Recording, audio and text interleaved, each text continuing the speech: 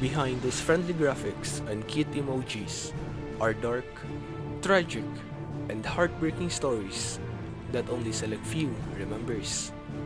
I am but a traveling minstrel that survived the test of time, and my mission?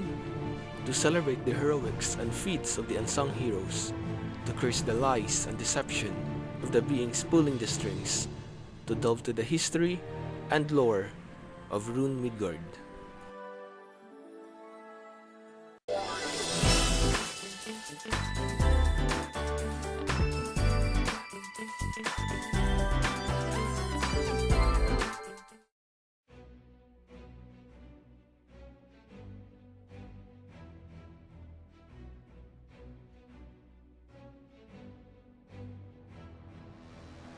It's a tale as old as time, an event that shocked the whole world eons ago.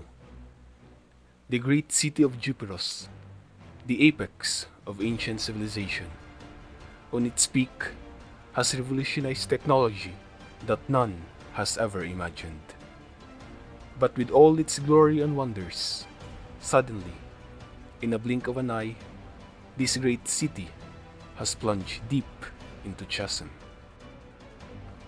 With all written history gone, together with the destruction of the city, the truth behind what happened to this great cataclysm proved to be elusive. In my search, I arrive in Juno, the city where great scholars live, in hopes to shed light on this ancient disaster. And in the city's great library, I found what I was looking for: a thesis about the fall of Juperos. It seems that the current city of Juno is only but a portion of the great city of Juperos. But the cause of the fall of this ancient city is still up for debate. The most popular theory, however, includes one of Juperos' premier scientists. It states that this particular scientist, with a passion to help his people achieve immortality, has looked into the workings of chimeras. The heart of Ymir was experimented in order to create chimeras that can store a part of human soul. However, an error in the energy calibration on the heart of Ymir has resulted to the scientist, including all of its assistants, to transform into monstrous beings, which has then killed and razed the entire city, burning and crushing it to the ground. And that was all in the book. It is incomplete, generating more questions rather than answers. As I was about to give up, I happened to see another book, a poem this time around, about the adventure of a certain sage towards the depths of Mes Gorge.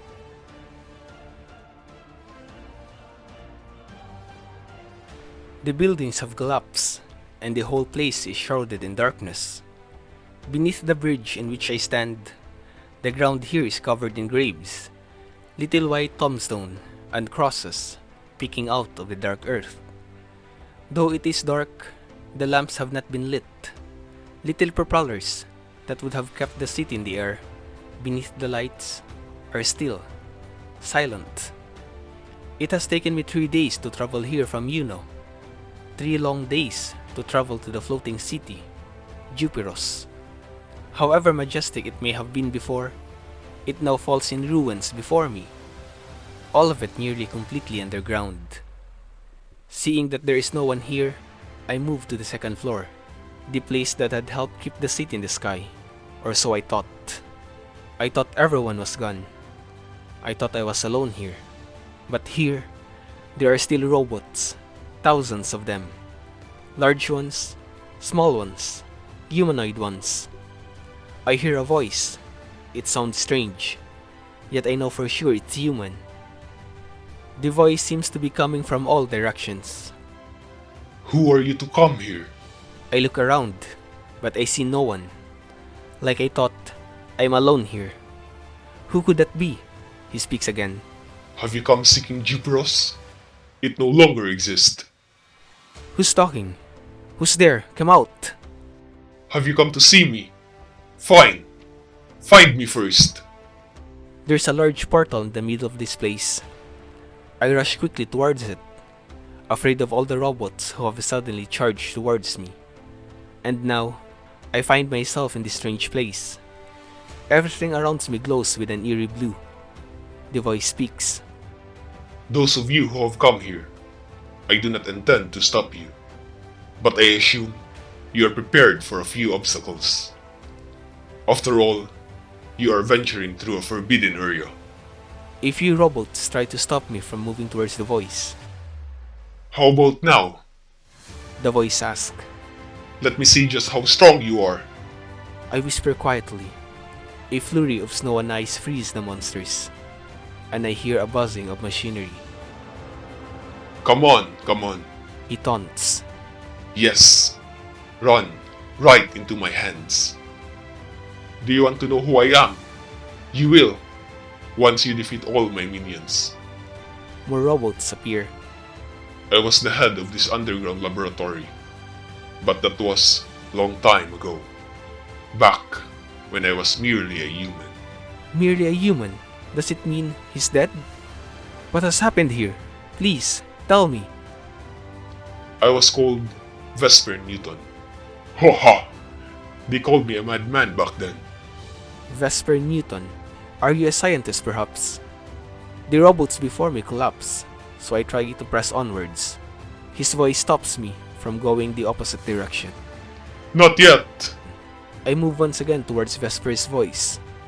These security systems, they're not really for protection. It's sort of just a hobby to pass time. Being immortal, I have a lot of time on my hands. Immortal? What do you mean? Were you hoping to find something wonderful? Something miraculous? You're wrong! Welcome to hell! Hell?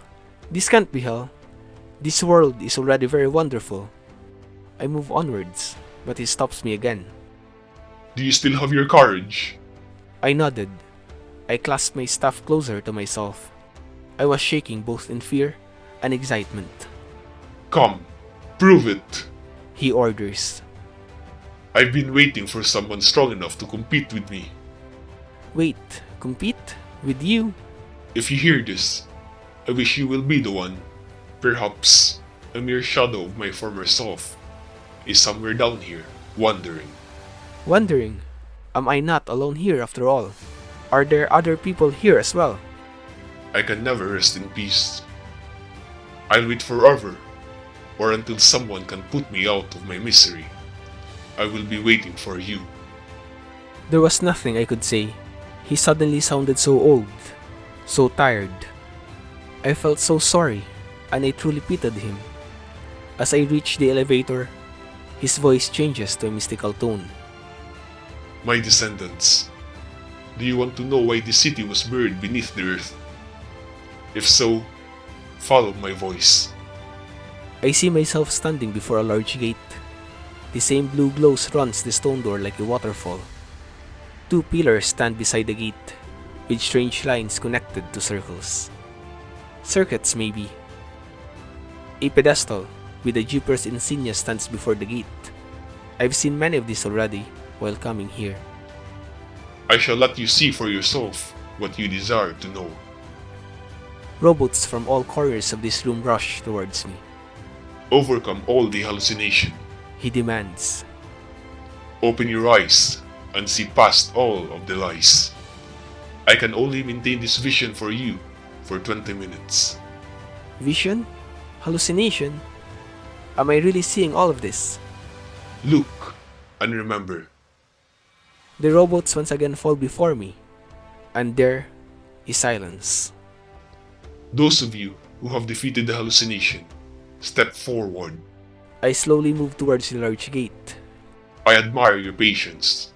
He says kindly, though his voice is tinged with a hint of ice, a hint of heat. Let's see if everything you have experienced were traps for intruders. Were there people who have done the same? Have there been other people here, other than me? The city was not as magnificent as you thought. How could it not be? Even in ruins, this place is beautiful. This is a place where all fears of humans flourish. Yes, nobody lives alive. Fierce? But didn't people live here before? Another wave of robots appear. Like the ones before, they fall quickly. What do you see? I look around. Nothing here has changed. Are your eyes actually seeing something? I don't see anything. Am I supposed to be? Or do you just believe you are seeing? Stop speaking riddles. Where are you? Come out! Do not forget that which limits you is nothing but yourself.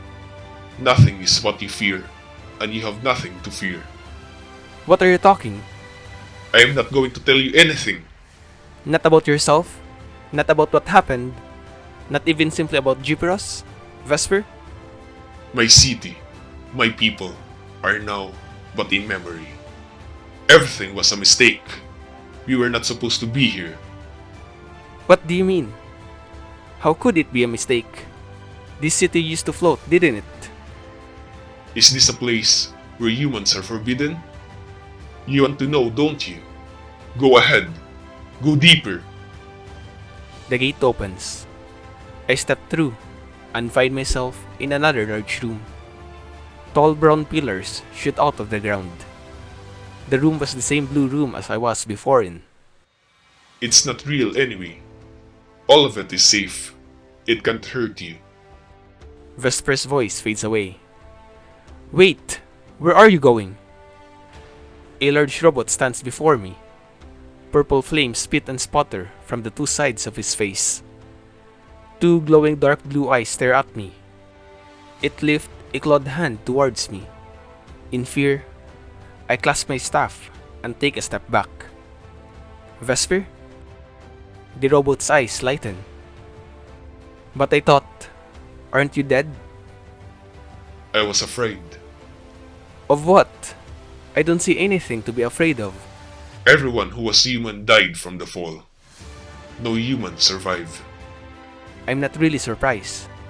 But why? Why did it fall? Juperos is a city dependent on machinery. Robots did our work for us. They do not starve and could be repaired easily if broken. I was afraid of death. So afraid. The ground and the walls around us slowly change. Beneath our feet were streets of cobblestone, and beside us were tall buildings.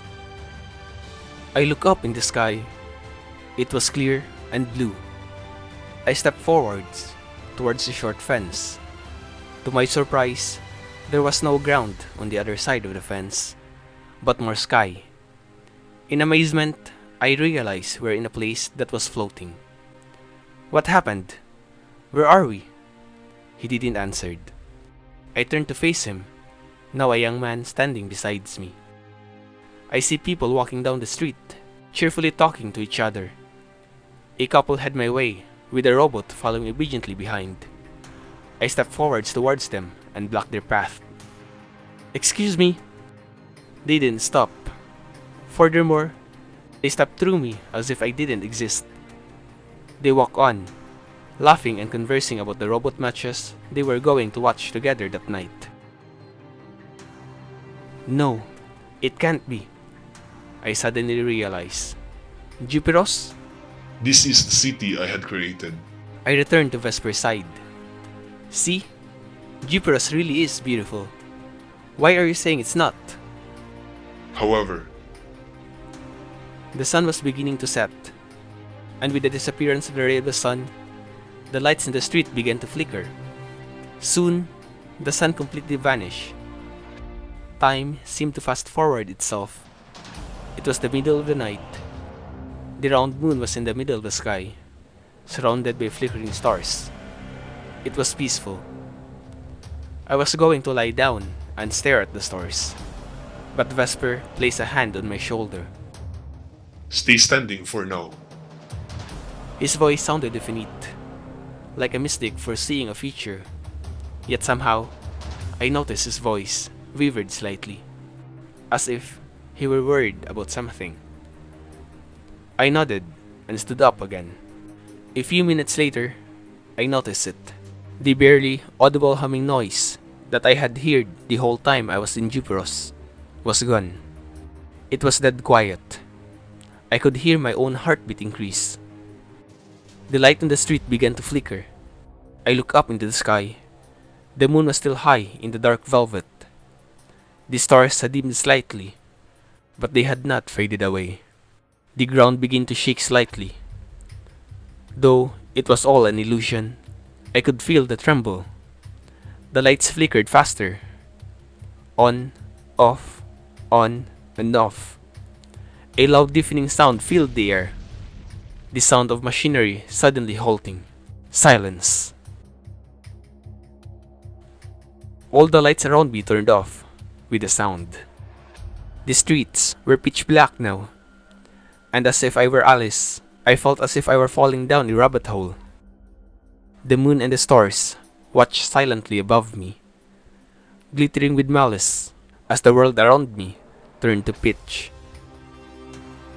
I don't know how long I was out, but I woke to the sounds of machinery starting up. It was still dark, but I could see something in the near distance. I gasped when my eyesight cleared, and I realized what they were. Bodies, some in pieces, lay around me. Buildings lay destroyed everywhere, broken from the impact. Nearby me, I could see a ringed hand underneath a falling tower. The dark crimson of dried blood had seeped into the earth and dyed the floor a dark red. The hum of machinery gave the scene before me an eerie feeling. A pair of glowing eyes beside me gave me quite a scare. It took me a moment to realize it was a robot. It pushed itself into its 2 feet, and while scanning the area around it, a familiar voice spoke. "Hello? Is there anyone there?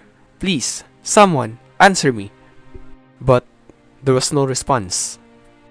A soft breeze flew across my face as I slowly got into my own 2 feet to examine my new surrounding. As I crossed the bridge, I heard the sound of machinery digging below me.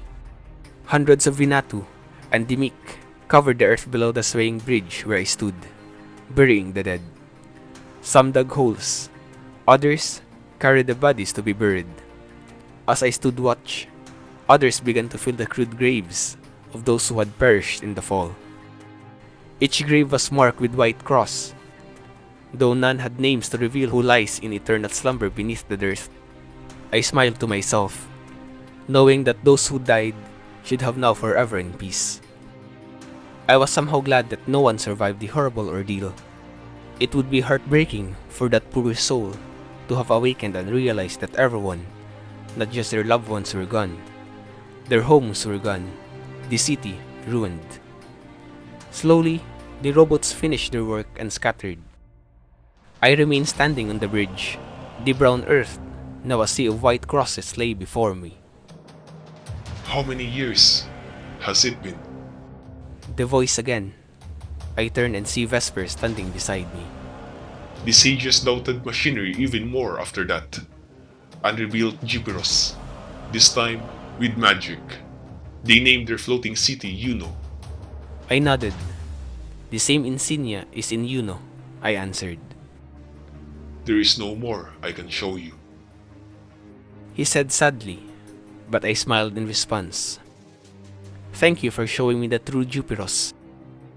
Please believe me when I tell you that you honestly did create a wonderful city. I look around at all the robots that were nearby. I'm sorry I cannot grant the wish you've been waiting for so long, but I hope you will be able to be at peace soon. And until that time, I hope they will keep you company. I smiled again, and with that, I pulled out a butterfly wing and crushing it, returning me to Juno. The story was indeed dazzling. But was it the truth? Or was it all a fantasy? Time has already erased the trace of Juperos, and only time can tell when will the truth of this great disaster will come out.